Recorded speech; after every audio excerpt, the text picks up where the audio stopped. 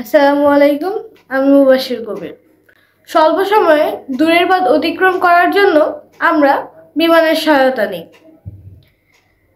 আমরা এক দেশ থেকে অন্য দেশে যাওয়ার জন্য বিমানের ব্যবহার করি। আবার কোনো কোনো সময় আমরা এক শহর থেকে অন্য শহরে যাওয়ার জন্য বিমানের ব্যবহার করতে পারি। যেমন আমরা থাকি যশোরে, আমরা চাইলেই যশোর থেকে বিমানে করে ঢাকায় যেতে পারি, কেননা যশোরেও এয়ারপোর্ট আছে, ঢাকায়ও এয়ারপোর্ট আছে। কিন্তু তোমরা জেনে অবাক হবে যে এমন কিছু দেশ আছে যেগুলোতে কোনো এয়ারপোর্টই নেই। যেমন Vatican city, Monaco, Liechtenstein, Andorra. এই 4টি দেশে কোনো এয়ারপোর্টই নেই।